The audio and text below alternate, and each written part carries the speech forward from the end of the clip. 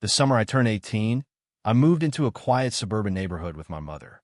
She had remarried, and her new husband's house became our home. It was an unremarkable street. Neatly trimmed lawns, white picket fences, and the occasional sound of sprinklers ticking in the morning. It felt like the kind of place where nothing ever happened. That was before I met Daniel Carter, our next-door neighbor. Daniel was 55, a man of quiet confidence and undeniable presence. He lived alone in a house that mirrored his personality. Refined, well-kept, yet somewhat distant. He had salt and pepper hair that was always neatly combed back, sharp blue eyes that seemed to see too much, and a voice deep enough to make the most mundane conversation feel like a secret. Our first encounter was unremarkable. My mother had sent me over to introduce myself, insisting we build rapport with the neighbors. When I knocked, Daniel answered the door in a crisp, white shirt with the sleeves rolled up, a glass of red wine in his hand. The scent of cedarwood and aged bourbon lingered around him. "You must be Nathan," he said, his gaze settling on me with a casual intensity. I nodded. My mom wanted me to say hello. His lips curled into a faint smile. Consider the message received. There was something about the way he stood, relaxed, completely at ease, as if nothing in the world could rattle him. He asked a few polite questions, where I was from, if I planned on going to college, whether I liked the neighborhood. Simple things, yet the way he spoke made them feel weightier than they should have. I found myself answering carefully, as if my words mattered more than they did. As I left, I felt his eyes linger on me for just a second longer than necessary. Over the following weeks, I saw more of Daniel. Sometimes, I'd catch him tending to his garden in the evenings, shirt unbuttoned at the collar, sleeves pushed up, the golden light catching in his silver hair.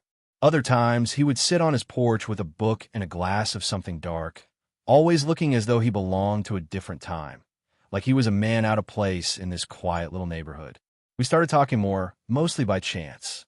I'd be coming home from a run, and he'd be outside, watering his plants. A nod turned into a greeting, which turned into casual conversation. He had a way of making even small talk feel intriguing. One evening, I was walking past his house when he called out, "Nathan." I turned. He was leaning against the porch railing, watching me with an unreadable expression. "How are you settling in?" "Fine," I replied, though I didn't entirely mean it. He gestured toward the chair beside him. "Sit." It wasn't a request. It was an invitation wrapped in command. I hesitated, but eventually sat down. The chair was cool against my skin. "You don't seem like the suburban type," he remarked. I huffed a quiet laugh. "Is it that obvious?" He took a slow sip of his drink. "A little." I wasn't sure why, but I told him the truth. That I felt restless. That the neighborhood felt like a cage made of polite smiles and routine. That I wanted more from life, even if I didn't know exactly what. His gaze sharpened. "And what is it you think you're looking for?" It was an innocent question, but something about the way he asked it made my pulse jump. I didn't have an answer. The shift was subtle. Conversations grew longer. Our interactions became less about polite small talk and more about something unspoken, something heavier. There was a weight behind his words, a careful attention in the way he listened. And then there were the glances, his eyes lingering just a fraction too long, the way he seemed to assess me, measure me. And I wasn't blind to my own reactions. I looked forward to seeing him, to our talks. I noticed the way his voice dipped lower when he spoke to me, the way his presence filled a space effortlessly. One evening, I was helping my mother bring in groceries when Daniel stepped outside. He was dressed casually, black slacks, a fitted sweater that did nothing to hide the way he carried himself. He met my gaze across the driveway, a knowing flicker in his expression. I looked away first, but the moment stayed with me. A week later, I found myself at his house again. It had started to rain, one of those sudden summer downpours, and I had been out for a run when it hit. He had been standing on his porch, watching the storm, when he saw me sprinting down the street. "Come in before you drown," he called out. I hesitated only for a second before taking the steps up to his door. Inside, his home was exactly what I expected. Warm, dimly lit, filled with the scent of old books and something faintly smoky. He handed me a towel, watching as I ran it through my soaked hair. "Better?" he asked. "Yeah." Thanks. He leaned against the counter, arms crossed, watching me with that same quiet intensity. You remind me of myself at your age. I raised a brow. Restless and impatient? His mouth twitched. Something like that. The silence stretched, thick and full of something neither of us acknowledged. Then, he turned away, reaching for a bottle of whiskey on the counter. He poured himself a glass. Then, after a brief pause, poured another. He held it out to me. I stared at the glass, my pulse quickening. I wasn't sure if it was the drink or the gesture that felt like a threshold I wasn't certain I should cross. But I took it anyway. He clinked his glass lightly against mine. To being young and impatient. I swallowed, the burn of the whiskey sharp against my throat. But it wasn't the drink making my skin feel warm. I looked at him, and he looked right back. The night Daniel made his proposal, the air was thick with the scent of rain, still lingering from an afternoon storm.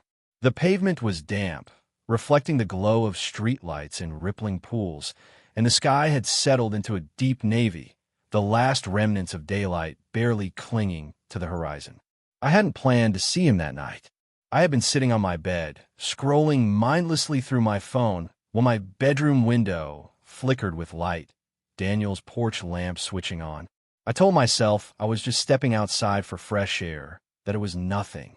But my feet carried me toward his house before I could think better of it.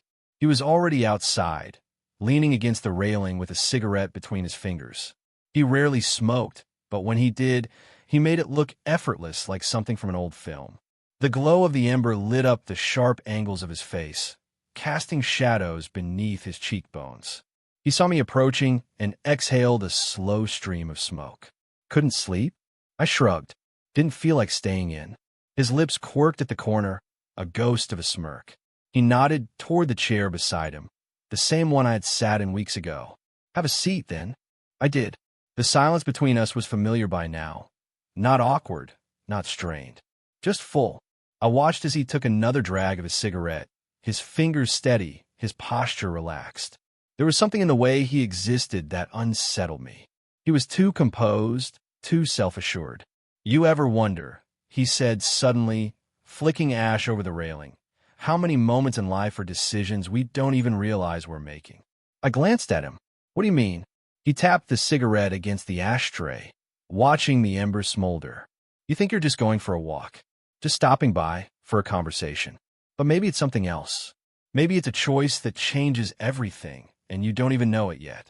I swallowed. The air between us shifted, growing heavier. His gaze met mine, sharp and unreadable. Tell me, Nathan, do you trust me? The question caught me off guard. My pulse skipped. I hesitated, then said, yeah, I think so. Something flickered in his expression, approval, curiosity, something I couldn't name. He reached for his drink, swirling the amber liquid before taking a slow sip. Then, with the same ease that he did everything, he said, then say yes. I frowned. To what? His eyes didn't waver. To whatever I ask of you. The words should have sounded absurd, ridiculous even. But coming from him, they didn't. They felt like an invitation. Or maybe a dare. My throat went dry. That depends on what you're asking. He exhaled softly, setting his glass down. I think you already know. I did. Or at least I thought I did.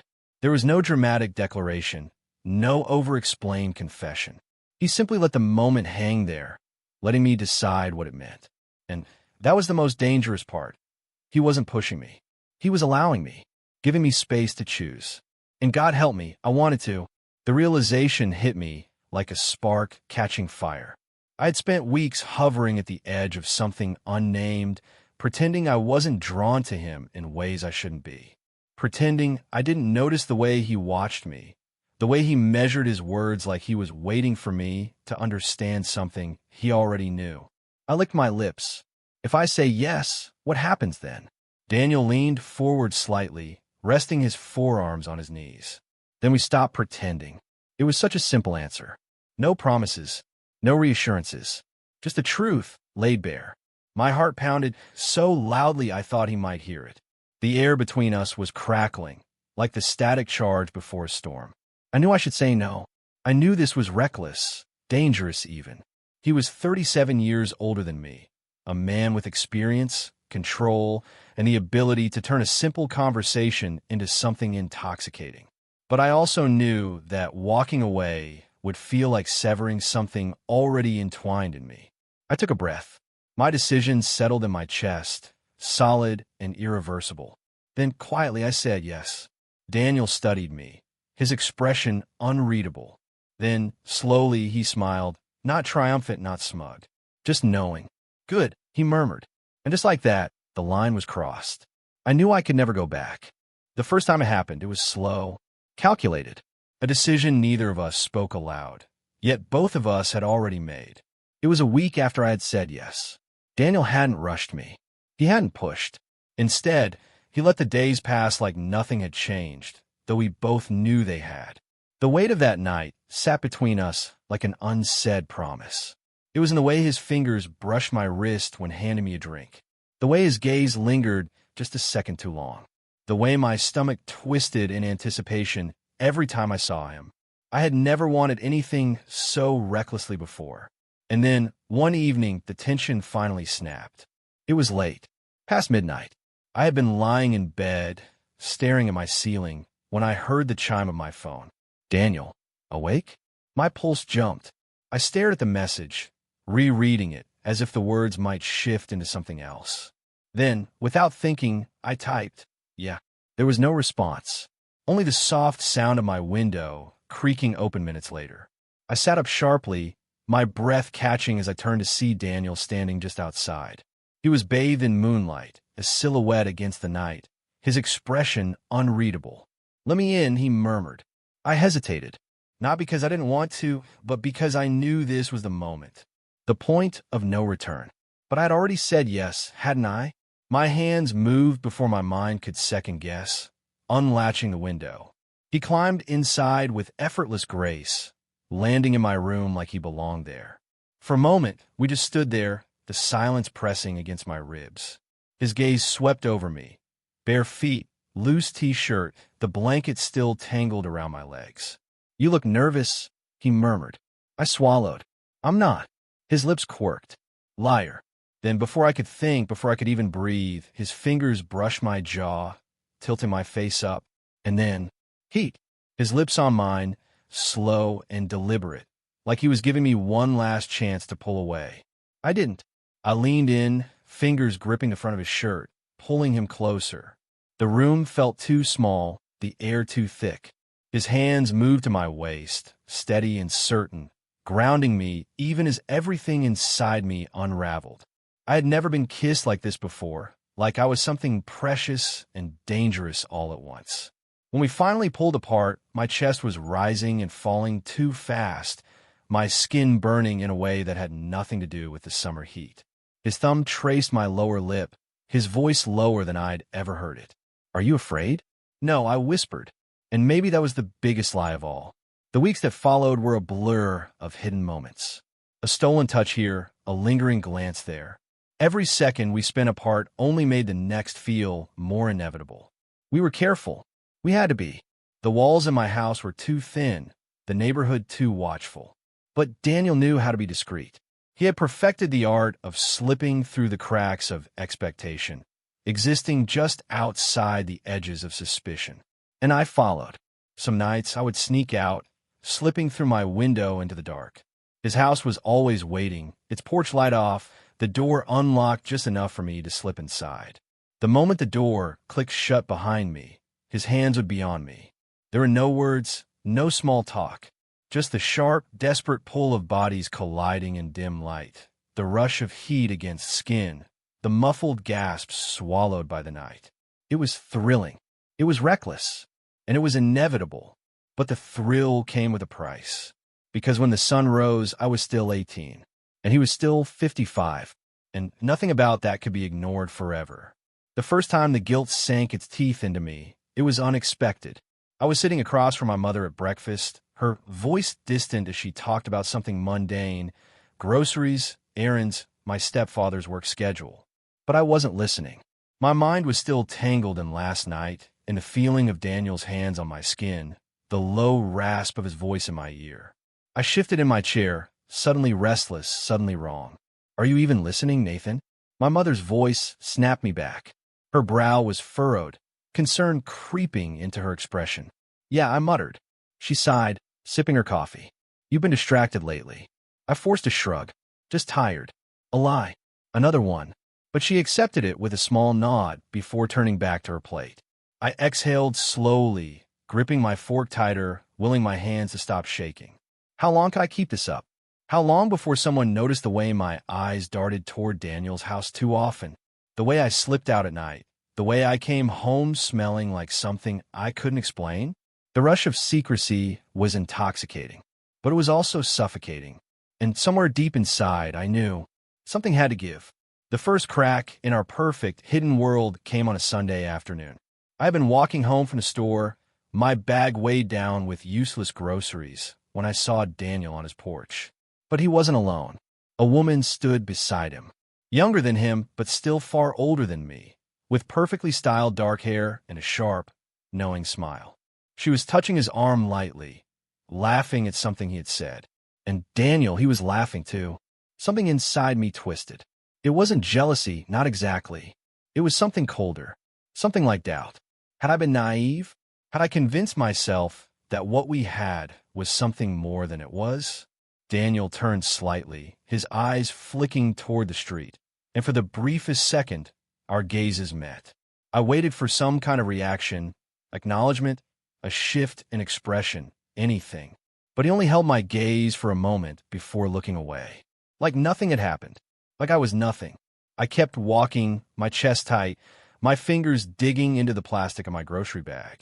For the first time since that night he had climbed through my window, I felt the first sting of something I couldn't ignore. Doubt. And worse. Regret. The weight of the secret had been thrilling at first. But secrets I was learning did not stay weightless forever. They pressed. They grew. They became something you carried in your chest until every breath felt too shallow. And now, that weight was crushing me. I avoided Daniel for 3 days after I saw him with that woman. I told myself it wasn't a big deal, that I had no right to feel anything, that what we had was never meant to be more than this. Stolen time, hidden moments, nothing real. But the doubt gnawed at me.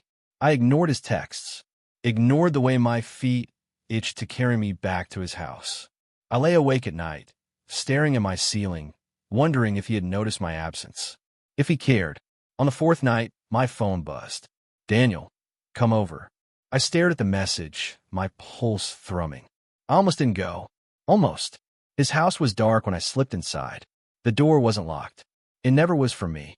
I found him in the living room, sitting in the dim glow of a single lamp, a half-empty glass of whiskey in his hand. His gaze lifted when I entered, and for the first time, he looked tired. Not in the effortless, world-weary way he usually did, but truly tired. You've been avoiding me, he said simply. I swallowed. I've been busy. A lie. We both knew it. He sighed, setting his glass down. Nathan, look at me. I did. And for the first time, I'll let myself really see him, not just as the man who had been everything for the past few weeks, but as what he really was. A man with a life I was never meant to be part of. I exhaled sharply, crossing my arms. Who was she? He didn't pretend not to know what I meant. An old friend, he said after a beat. Nothing more. His voice was calm, measured, but something about it fell off, too smooth, too careful. I scoffed. Did she know about me? His jaw tightened just slightly. Nathan, did she? I pressed, my voice sharp now, edged with something bitter. A pause. Then, no. The answer should have reassured me. It didn't. If anything, it only made the hollow feeling in my chest spread. Because the truth was, I wasn't part of his life. I was something he kept hidden, something separate. And suddenly, I wasn't sure if I could live with that. I let out a slow, unsteady breath. What might to you, Daniel? Something flickered in his expression, something that almost looked like regret. You're what I shouldn't want, he said quietly. But do. The words should have thrilled me. Weeks ago, they would have. But now they just felt small. I shook my head. That's not an answer. He stood then, closing the distance between us in 2 slow steps. His fingers brushed my wrist, light but deliberate. You knew what this was, he murmured. Yes, I had. And I had told myself I could handle it. but I hadn't known how it would feel. Hadn't known how deep it would sink into me, how hard it would be to separate myself from the quiet way he said my name, the weight of his hands on my skin, the unspoken thing that had tethered us together. And maybe the worst part, the part one couldn't say aloud, was that I had wanted it to mean something. I had wanted more. But Daniel? Daniel had never promised more. I took a step back, out of his reach. His hand dropped to his side. I forced my voice steady. I can't do this anymore. His expression didn't change. He didn't argue, didn't plead. He only held my gaze, unreadable as ever. Then, finally, I understand. It was the most painful thing he could have said, because it meant he wasn't going to stop me. I left without looking back. The air outside was thick with humidity, the weight of an impending storm pressing against my skin.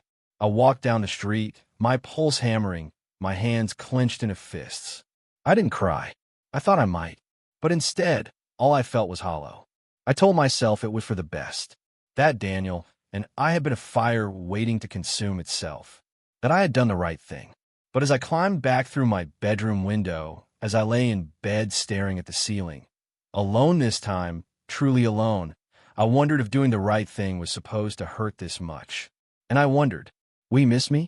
Would he sit in that dimly lit house, staring at his half-empty glass, thinking of me the way I would be thinking of him? Or would he simply move on, letting the memory of me fade, just another secret in a life full of them? I didn't know which answer was worse.